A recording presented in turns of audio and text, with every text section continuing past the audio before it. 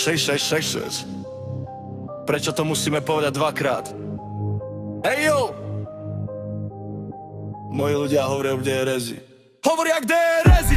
Poď sem, Rezi, baby. Rezi, Rezi, Rezi, Rezi, Rezi, Rezi, Rezi, Rezi, Rezi. Poď sem, Labrador, boxer nemôže sa s tým porovnať. Vyzerá to, že má v rukách kulmu, kto ho rozmaznáva. Je rozkošný, keď beží, je to skvelé na pohľad. Fakt, je to ešte štenia. Sľubujem, že sa nikdy nedostane na adopciu, a to hovorím ako muž v tejto piesni. Boss, boss, boss, Rezi je môj malý boss. Boss, boss, Rezi je môj malý boss. Boss, boss, Rezi je môj malý boss. Boss, boss, Rezi je môj malý boss. Ach, Rezi je môj malý boss.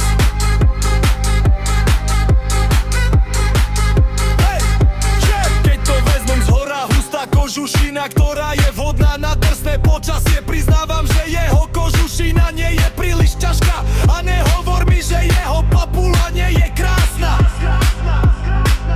Naozaj, povedz mi, ako sa mi to hodí. Skúste mi povedať, že Rezi je falošný. Myslím si, že si mal vziať plášť, veď viete, kto je šéf. Nechceš ho nikdy obísť. Nie, nie. Priznajme si, že už len s niekým takým máš pred sebou Reziho, Pomeranian, ktorý to všetko zmení. Boss, boss, boss, boss, boss, boss, Rezi je môj malý boss. Boss, boss, boss, boss, Rezi je môj malý boss. Boss, boss, boss, boss, Rezi je môj malý boss. Boss, boss, boss, boss, Rezi je môj malý boss. Boss, boss, boss, boss, Rezi je môj malý boss.